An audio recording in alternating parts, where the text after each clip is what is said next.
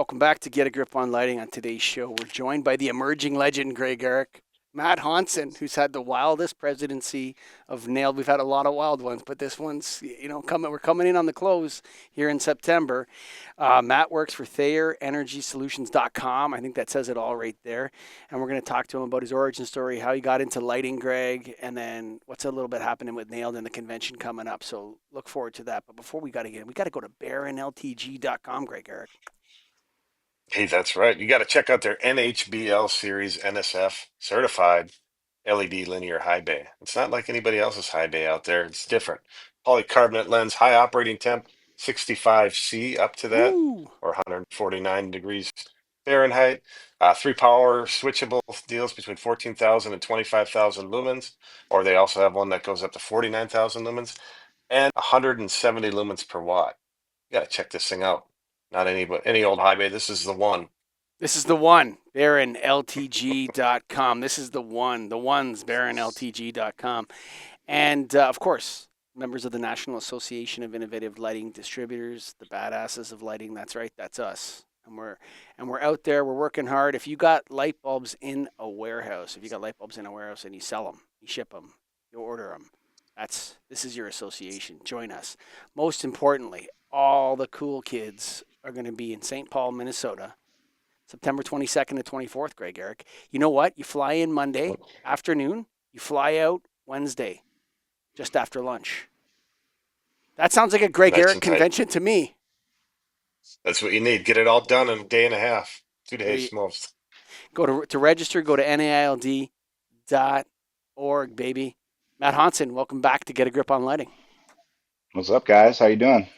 So, Mr. President, before we get into some of the nailed stuff, everybody has an interesting story of how they got into lighting. Greg's got an interesting one.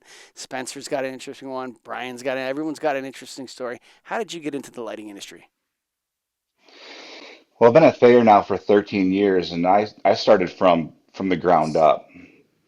I started as warehouse guy making deliveries, um, but basically, I was living in Minnesota, close to Greg. I was living in St. Paul, and I, my wife and I decided to move to China for a year, and we were teaching English in China just for something kind of fun to do as a newly married couple. And I had a huge accident where I fell off a cliff in China. Um, the guy I was with said it was 25 to 30 meters high. I landed on my head, broke my neck, broke my back. I'm blind in one eye. Made a full recovery besides being blind in one eye. And I didn't have the field of vision that I needed to drive in Minnesota anymore. So I had to move back to Rockford, Illinois, where I was born, and I just needed a job, and that's how I got into it. And the owner of a company, Patty Thayer, she used to sell real estate with my grandfather, and she needed somebody for the warehouse. And my dad's like, "Well, my son just moved back; he needs a job." So I started making, I was making like 13 bucks an hour in the warehouse, and I've just stuck around and gotten promotions and learned more and gotten better at my job.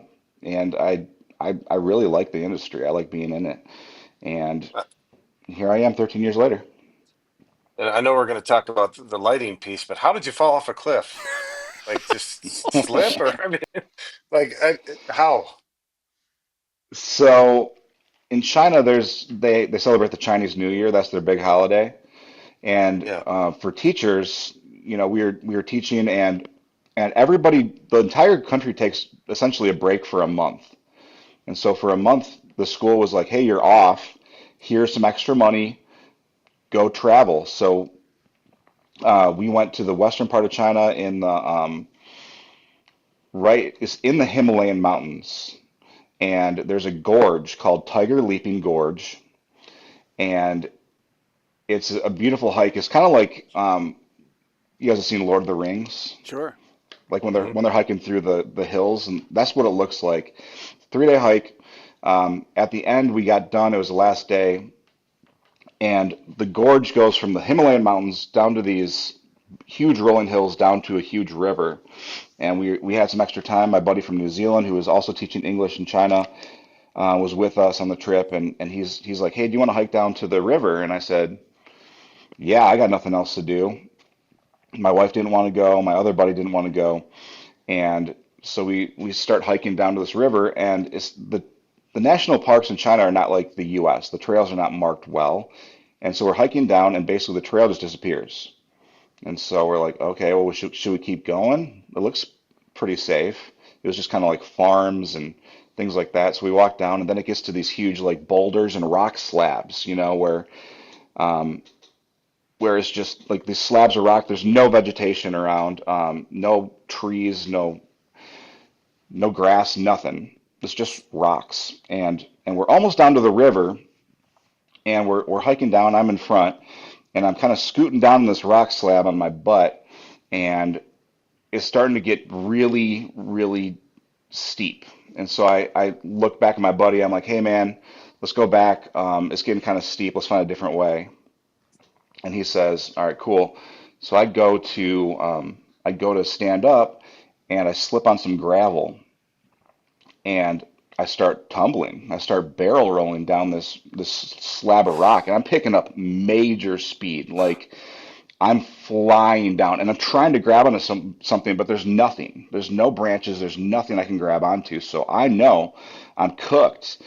I know that I am going to slam into some boulders at the end of this slab of rock, and I'm going to break something. I just knew it. I'd never broken a bone in my life, but there's just something in my head that said, you're breaking something.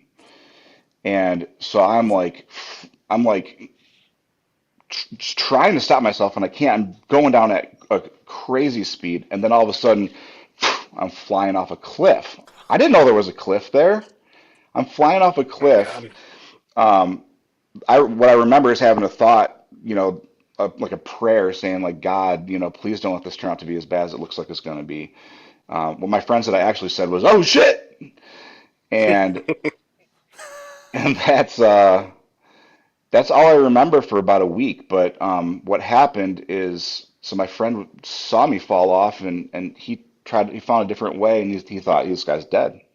There's no way to survive that. And then he heard me groaning, and he found a way down to me, and I had landed on my head. So this is a trigger warning for anyone who's sensitive to graphic detail. My skull was split open down to my brain Mm. from here to here. I'm wearing a hat. From like it was like a 2.5 inch break in my skull, and I was walking around and I was bleeding, and I was just saying, "Oh, my head hurts." Again, this is all stuff he told me. I didn't. I'm not aware of this. And he has me sit down, and um, to make a long story short, he gets my cell phone out of my pants, calls my wife. They get some Chinese farmers, to put me on a donkey. At this point, I have two, C2 and C3 are completely snapped. So they're completely broken. I landed, I fell 25 to 30 meters, he says. So that's a long That's way. like 100 feet, Landed on my, Americans. Wow. yeah, landed on my head. Yeah, he's from New Zealand, so he uses the metric system like the rest of the world. And broke my neck, and I broke three vertebrae in my back. The Chinese farmers didn't know that. They put me on a donkey and rode me up a donkey. If you don't know anything about neck fractures, you don't do that. You stabilize the person, you put them No. on a stretcher, and you try to get them out of there. And I was riding on a donkey, um, got me back up, and then got me into a ambulance, which was a minivan, and got me to a hospital. And this little podunk hospital had an MRI machine, and they realized I had broken my neck, and they said, "Don't move him." Well, they had me walking around. I was walking around with a broken neck, broken back, and then once they realized I had a broken neck, they said, "Don't let him move," and they put me in traction. Uh, the funny thing about that, later on, I learned that breaking C2, the vertebrae C2, is called the hangman's fracture. Um, and it's nicknamed that because when people used to hang other individuals, they would try to break C2 because that's the connection between all of your major organs and your brain. So you break that connection, dead. So the connection between your heart and your brain, your lungs and your brain, all your major organs go through C2. It's called the hangman fracture. You break that, you're dead. Somehow, by the grace of God, I guess, I'm alive. And no doctor has had any explanation. I remember being, after being told I could leave in China, making a full recovery in Hong Kong is where they flew me to. Um, I went back to Minneapolis where I was living, and um, I had to redo the surgery. They did the surgery wrong in my neck in China, and then I had to um, have that redone. And I had all these doctors. I was drugged up. And I was on all these painkillers. And I remember waking up one day from a nap, and this doctor was sitting in my hospital room, and I said, "Oh, are you one of my doctors? Are you a new doctor?" Because with head injuries and all this kind of stuff, you have a lot of doctors. So I was kind of confused. And he goes, "No, I'm not your doctor." And I'm like, "Oh, why are you here?" And he's like, "Because I had to see you." And I'm like, "What do you mean?" And he's like, "Before today, I would say someone with your injuries has a 100% certainty of dying, yet you're here. So now I have to say someone with your injuries has a 99.99% chance of living, or a 99.99% chance of dying, and a zero point zero 0.01 chance of living because of you." And I was like, "Oh man, that's crazy."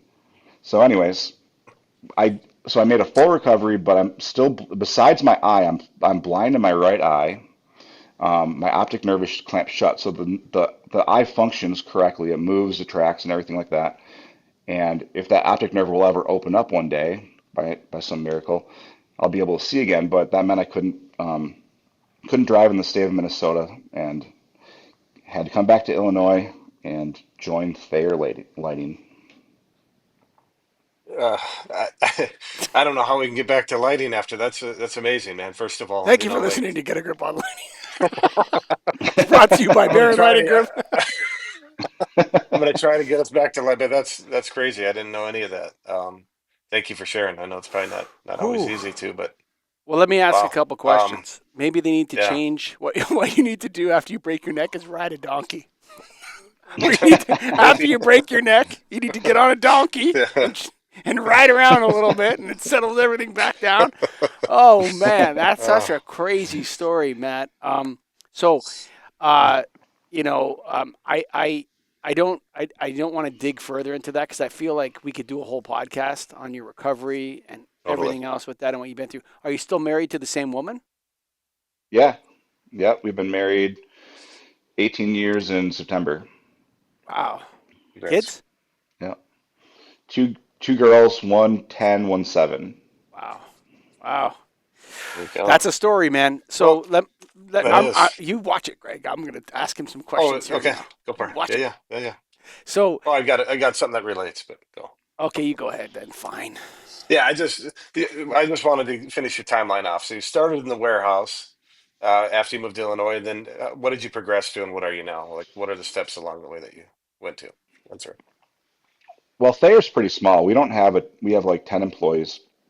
And so, with small businesses, you shift to where you're needed. And so, you know, I'm I'm a yes man. So basically, wherever I was needed, I'd do it. So I moved to the office. I learned QuickBooks, and I learned ordering and that kind of stuff. And they said, well, we need a salesman. We need someone to go to this city that ComEd, which is that's our energy provider, and they have our incentive programs here.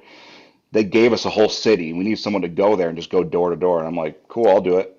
So I did that, sold for a year, and then our VP, Carl, who came to the NAIL conference last year, is coming again this year with me. Um, he's doing operations, and he's like, I need someone to do all the applications, all the proposals, all that stuff. And I'm like, cool, man, teach me. And so I moved to that, and then Carl is still overseeing lighting, but he's mostly working with EVs, so I'm pretty much in charge of the lighting department at there, the lighting side Okay, of things. Hmm. So, You perfect. know, I was going to say that, I've trained so in the last 20 years or 20 whatever long I've been, 1999 till now, what is that? 26 years in lighting. I've trained a lot of people in lighting, and the generation that, I'm a Gen Xer, you're probably a millennial or something like that. They seem to mhm. move jobs a lot. And I look at some of their LinkedIn's and their resumes. Some of them are not in lighting anymore or in other things, but there's still a lot of them are in lighting, and they've worked with so many different companies. Like they started with me, and I trained them in lighting, and then they worked for this person and this person and this person and this person and this person. And I know these folks, and I would say that they would have better off just staying with me. Like if I looked back over that time period, I think people they think that there's the grass is greener on the other side of the fence, that they're going to get more. And when Mhm. you said you're a yes man, I wouldn't say that's not what you are. You're not a yes man. That's incorrect. A yes man just always does what everybody says to do. What you are is a good team player, Greg, wouldn't you? Or something like that. There's nothing better when Yeah, you're an entrepreneur to a guy that's like, yeah, I'll take that challenge for you, man. No worries, I got it. And you don't have to worry about it. So, yes man is the wrong term. You're absolutely not a yes man. And you wouldn't be doing what you're doing with Nailed right now if you were a yes man. I'll tell you that. Um, I appreciate that. That's a good differentiation. Yeah, you're just a good team player, man. Not a good. You're not a yes man. In terms of the evolution of the lighting industry, what year did you start selling lighting? Has your career been all LED or has it been other technologies? Man, so I started in 2012. No, we were putting T8s everywhere. We Mm, were doing mhm. we're taking out T12s as all T8s. We were doing like LED wall packs and screw-ins, but it was T8s. And now we're tearing out all the stuff we putting in LED, you know. So, yeah, I started in the T8 era. sounds good. Okay, so we got that. Now we move into the nailed piece. Unless you have something else, Greg, about the career you want to talk No, about? No. no, yeah, that's good. So you're working, you come on Devin starts his committee in 2021, 2022, 2023. We start looking at these different organizations. We've talked about it a lot. What do you see in the future for Nailed? You've been on the board 4 years now. You're the president. You're going to move into immediate past president role after the convention. Where do you see Nailed going from your perspective? Man, I feel like this year has been huge for for Nailed and as far as and for us fighting for what's right, and fighting. It's almost like we've we've taken up this moral cause. Not that we haven't in the past, but I we've it's really been shown to me and to shown to others through Nailed exposing these dark figures and these nefarious companies that are just trying to profit off of us and off of our customers and Nailed.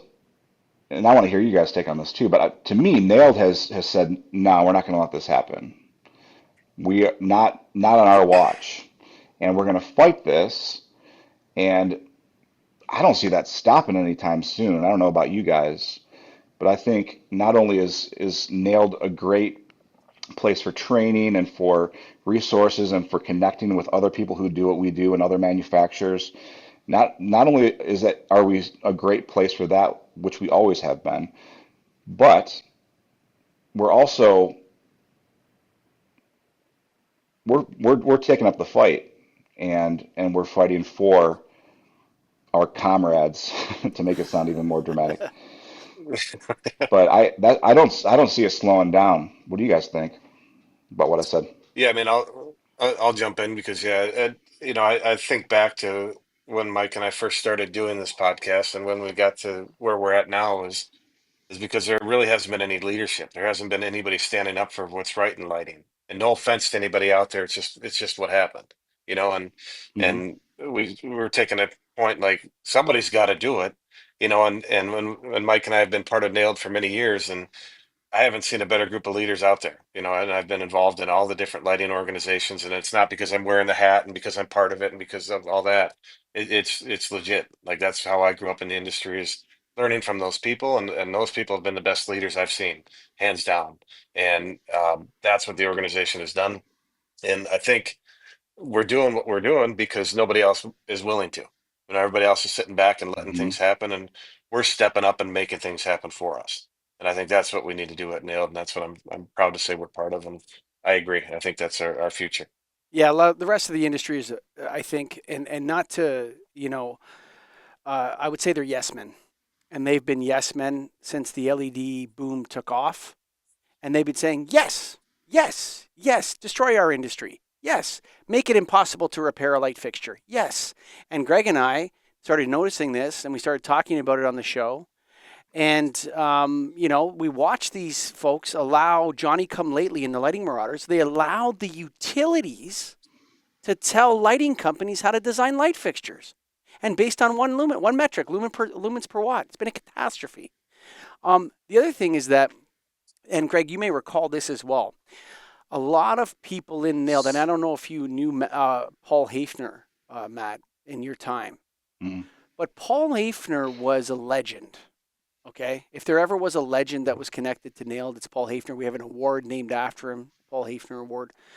And Nailed, everyone learned from Paul. He was always talking about, everyone would say, oh, like a Steve Robinson would say Paul Hafner, Steve Espinosa, Paul Hafner.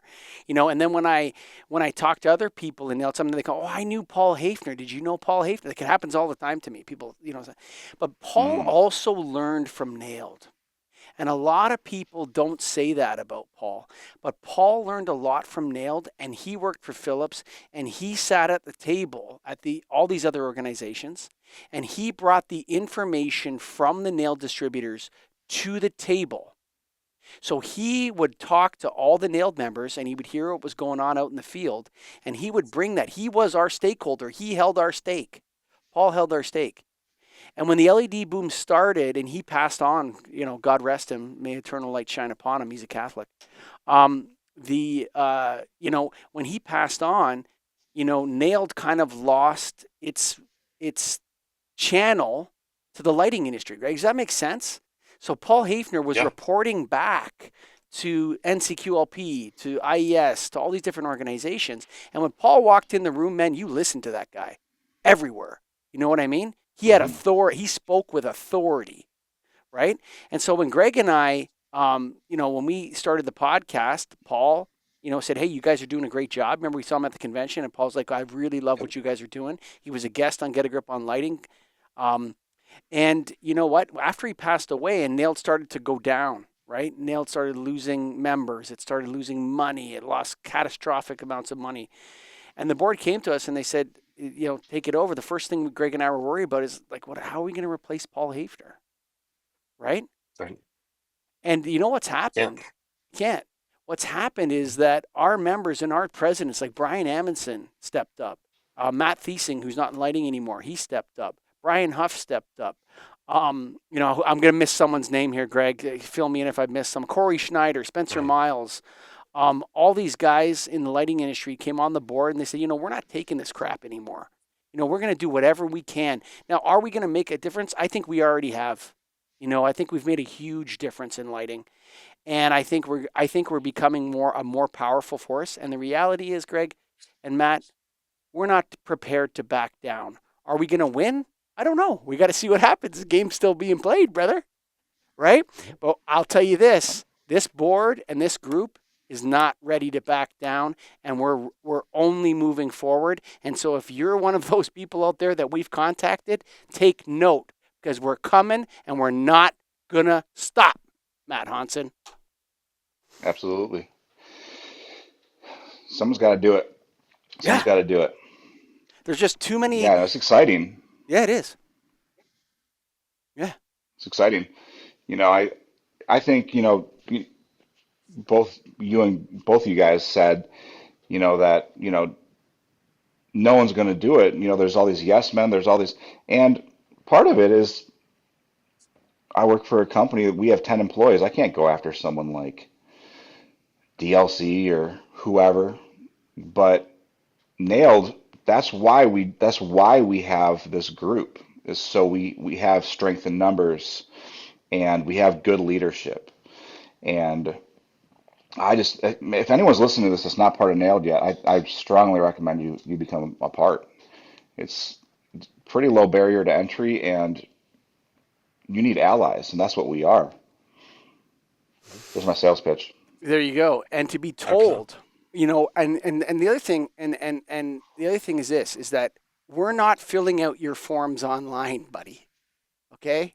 We're not responding for your request for information like the little folks that you control. We're going to negotiate with you organization to organization. Okay? And the fact that you've created a lighting industry where you can't change a light bulb anymore, you can't fix a light fixture, there's light pollution all over the place, is insane. Matt, I think this is a good place to close it. Greg's signaling to me that's the right time to shut her down. Matt, do you have any final thoughts before we go to telling people about the convention and all that? No, I'm super excited for the convention. I've it's been a great year being president of the Nailed board. I'm super excited for the future of this organization and for anyone who joins us. I think this is the right place to be, and I'm not just saying that because of my title. Um, yeah, I definitely would not say that unless I believed it. And so, yeah, excited to see everybody at the convention. If you're new and are a little bit hesitant to come to the convention, you don't know a lot of people in the industry. My first time I went, these two guys right here made a point to come up to me and say, "Hey, we have not met you yet. We want to get to know you a little bit. Can we walk around and get to know you?" And that made me feel at home. It made me feel like I was part of the group. So if you're on the fence and you're hesitant, maybe you're an introvert, um, just come out, man. Everybody's really friendly, and we recognize that this is a brotherhood and a sisterhood. And yeah, that's all I have to say. Well, I'm going to invite you to go to baronlightinggroup.com, Greg Arab. That's baronltg.com. You got to check out their NHBL high bay. Again, not like everybody else is out there. It's 149 Fahrenheit 65 C up to 49,000 lumens. Color select 170 lumens per watt. Great fixture. Great fixture. Of course, do you have light bulbs in a warehouse? That's right. It's pretty simple. You got light bulbs in a warehouse? You're either a nailed vendor or a nailed member. That's how it works. If you have light fixtures, light bulbs in a warehouse, you're a nailed member, a nailed vendor. All of us are getting together, all those folks that are not prepared to back down. All of us are getting together September 22nd and 24th in St. Paul, Minnesota. Be there, be square. Matt Honson, thank you for being a guest on Get a Grip on Lighting again.